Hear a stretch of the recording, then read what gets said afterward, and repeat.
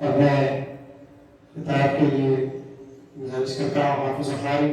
مولانا محمد امجد نقشبندی صاحب سے کہ وہ تشریف لائے اور اس مبارک جلسے سے خطاب فرما کر ہم سب کے دلوں کو نور سے منور فرمائے۔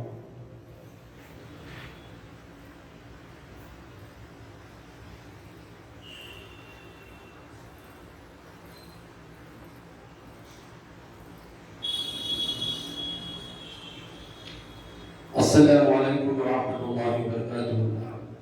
الحمد للہ کفا والسلام علی عبادہ الذین اصطفیٰ، اما بعد۔ اعوذ باللہ من الشیطان الرجیم، بسم اللہ الرحمن الرحیم۔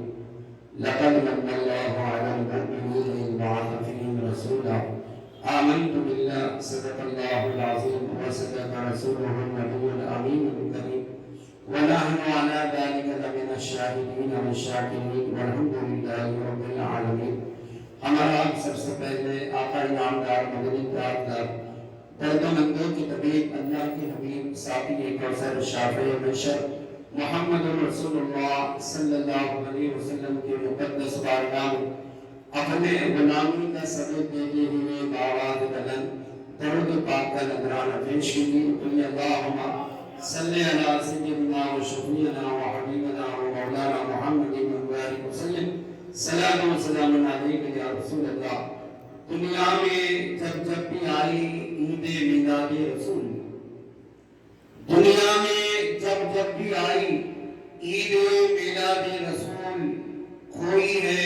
دنیا کے سب غم عید میلاد رسول۔ ایک پلے میں وہ دونوں، ایک پلے میں یہ ایک، دونوں عیدوں سے ہیں بہتر عید میلاد رسول، دونوں عیدوں سے ہیں بہتر عید میلاد رسول۔ اللہ تبارک و تعالیٰ کا ہم پر بڑا کرم ہے، رسول پاک صلی اللہ علیہ وسلم کا صدقہ ہے، آل مصطفیٰ اور اولیاء اللہ کی فیوز و برکات ہے۔ کیا آج ہم کل ہند مرکز مجلس اہل سنت و جماعت کے زیر اہتمام جو 42 سال سے مسلسل یہ سلسلہ جاری ہے کہ رسول پاک کے میلاد کے جشن جو ہے یہ مناتی رہتی ہے، اللہ تبارک و تعالیٰ مزید جو ہے ہمیں جو ہے میلاد پاک کے صدقے طفیل و وسیلے سے ہمیں دنیا میں مخربی نعمتوں سے مالا مال فرمائے۔ آفتاب خطابت حضرت علامہ مولانا سید شہداء علی صداقت قادری صاحب اللہ مقدس اللہ علی کے تبارک و تعالیٰ عمر میں برکت عطا فرمائے اور اپنے شان رحیمی سے ہم تمام کو مالا مال فرمائے۔ عزیزان ملت اسلامیہ، اسلام کا جو ہے یہ ابتدائی دور تھا، لوگ جو ہے رسول پاک صلی اللہ علیہ وسلم پر ایمان لا رہے تھے، جو رسول پاک کے چہرے پاک کو دیکھ لیتے، جو رسول پاک کو دیکھ لیتے محبت کی نظر سے، وہ رسول پاک کو چھو جاتے اور ایسا فدا ہو جاتے کہ تن من دھن سب رسول پاک صلی اللہ علیہ وسلم پر قربان کرنے کے لیے تیار ہو جاتے۔ جب وہ اسلام میں داخل ہو جاتے تو دوسرے مخالفین انہیں جو ہے تکلیف بھی پہنچاتے، بڑی جو ہے انہیں رضائی دی جاتی، مگر وہ سب کچھ برداشت کرنے کے لیے تیار ہو جاتے ہیں، مگر دامن مصطفیٰ نہیں چھوڑتے ہیں کیونکہ ان کے ہاتھ میں دامن محمد رسول اللہ صلی اللہ علیہ وسلم آ چکا تھا۔ المختصر یہ لوگ اسلام میں داخل ہو رہے تھے، ادھر جو ہے باطل طاقت کفار و مشرکین کی بڑی تکلیفیں ہو رہی تھی کہ لوگ جو ہے مسلمان ہو رہے ہیں، ایمان والے ہو رہے ہیں، رسول پاک صلی اللہ علیہ وسلم کے انہیں صحابی بننے کا شرف نصیب ہو رہا ہے۔ تو ابو جہل نے ایک مرتبہ خط لکھا، کیونکہ وہ دور حل گلوں کا دور نہیں تھا، وہ دور جو تھا خط و خطابت کا جو دور تھا، تو ابو جہل نے حبیب یمنی کو یمن میں خط لکھا کہ یہاں پر جو ہے محمد رسول اللہ جو ہے انہوں نے جو اعلان نبوت فرما دیا ہے اور لوگ جو ہے اپنے پرانے دین کو چھوڑ کر ان کا دین اختیار کر رہے ہیں، وہ ایک خدا کی دعوت دیتے ہیں اور وہ نبی آخر الزمان صلی اللہ علیہ وسلم ہونے کا جو انہوں نے دعویٰ کیا ہے۔ تو حبیب ابنی کو انہوں نے جو یمن میں جو ہے خط لکھا، ابو جہل نے خط لکھا اور جو جب خط ان کے پاس پہنچا حبیب بعد جب یہ خط پہنچا تو وہ جو ہے فوراً جو ہے یمن سے جو ہے مکہ آئے اور انہوں نے رسول پاک صلی اللہ علیہ وسلم کے بارے میں لوگوں سے پوچھا، تو ہر ایک نے یہ کہا ہے کہ ان کے بارے میں اب کیا پوچھتے ہیں، ان کی ادائیں تو بے مثل اور بے مثال ہے، جو ان کو دیکھتا ہے انہی کا وہ ہو جاتا ہے، ایسا چہرہ مصطفیٰ ہے، ایسا جسم مبارکہ ہے کہ سر سے لے کر پاؤں تک تنویر ہی تنویر ہے، جیسے ان سے بولتا قرآن وہ تقریر ہے، اور ساری دنیا سوچتی ہے مصطفیٰ کو دیکھ کر وہ مصور کیسا ہوگا جس کی یہ تصویر ہے، جب وہ مصور کیسا ہوگا۔ تو حبیب امنی جو ہے یمن سے آئے اور انہوں نے ایک مقام پر جو ہے ایک جو ہے میٹنگ رکھیں گے، وہاں پر جو ہے رسول پاک صلی اللہ علیہ وسلم کو حضرت بلایا گیا، رسول پاک صلی اللہ علیہ وسلم حضرت صدیق اکبر رضی اللہ تعالیٰ کو بھی اپنے ساتھ لیتے ہیں، وہاں پر پہنچتے ہیں۔ اب حبیب امنی نے سوال کیا کہ آپ اللہ کے رسول ہیں، میرے نبی نے زبان رسالت سے فرمایا میں بے شک اللہ کا رسول ہوں، ذرا اونچی آواز سے بولیے اور ذرا اونچی آواز سے بولیے، میرے رسول پاک نے فرمایا میں اللہ کا رسول ہوں،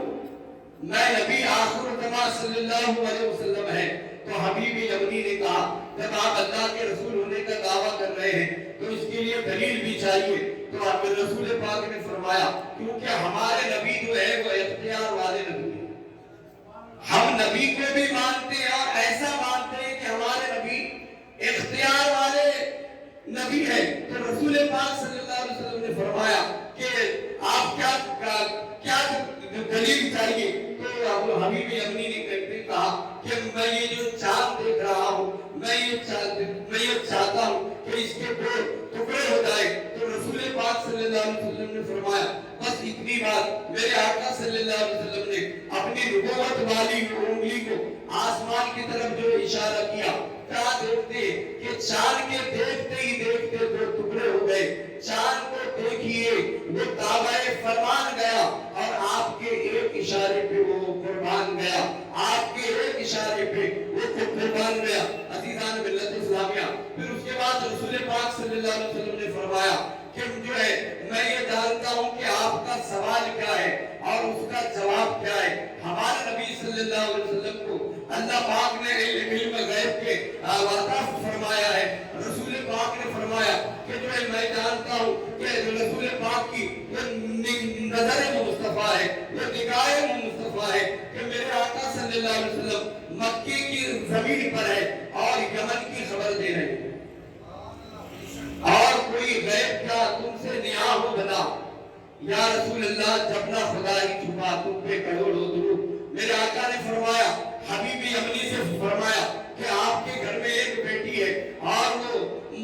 معذور ہے، فرمایا کہ وہ جو ہے مشرف اسلام وہ جو ہے صحت مند ہو گئی ہے۔ تو حبیب امنی نے جب یہ سنے اور ان کے دل کی دنیا وہ بدل گئی، فرمایا جو نبی مکے میں رہ کر یمن کی خبر دے رہا ہے بے شک وہ نبی آخر الزمان صلی اللہ علیہ وسلم ہے، بے شک یہ اللہ کے محبوب ہے، بے شک یہ دارائے غیوب ہے، بے شک یہ درد و منظر کے طبیب ہے، بے شک یہ اللہ کے حبیب ہے، بے شک یہ محمد رسول اللہ صلی اللہ علیہ وسلم ہے۔ اسی وقت جو ہے حبیب اپنی پڑھتے ہیں اشہد ان لا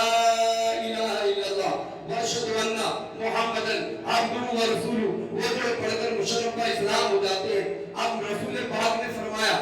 گھر جاؤ، آپ کی بیٹی بھی صحت مند ہو چکی ہے۔ حبیب امنی کو یقین کامل ہو گیا ہے کہ بے شک میرے گھر میں ایک ہی بیٹی ہے اور وہ بھی معذور ہے، پیروں سے چل نہیں سکتی، ہاتھوں سے پکڑ نہیں سکتی، آنکھوں سے دیکھ نہیں سکتی، میری بیٹی معذور ہے۔ مگر رسول پاک نے فرمایا جب تیری بیٹی صحت مند ہو گئی ہے، جیسا حبیب امنی اپنے گھر پہنچتے ہیں، دروازے پر جا کر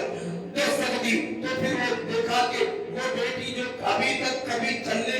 نہیں سکتی تھی، وہ ہاتھوں سے پکڑ نہیں سکتی تھی، آنکھوں سے دیکھ نہیں سکتی تھی، وہی بیٹی جو ہے زبان پر اس کے لا الہ الا اللہ محمد رسول اللہ، لا الہ الا اللہ محمد رسول اللہ یہ کلمہ جاری ہے، اس کے ہاتھ بھی صحت مند ہو چکے ہیں، آنکھوں میں بینائی بھی آ چکی ہے اور ان کے پیروں میں بھی طاقت آ چکی ہے، وہ چل کر اپنے والد کا استقبال کے لیے دروازے تک پہنچی ہے۔ حبیب اپنی بیٹی کو دیکھتے ہی رہ گئے، ادھر فرمان رسول یاد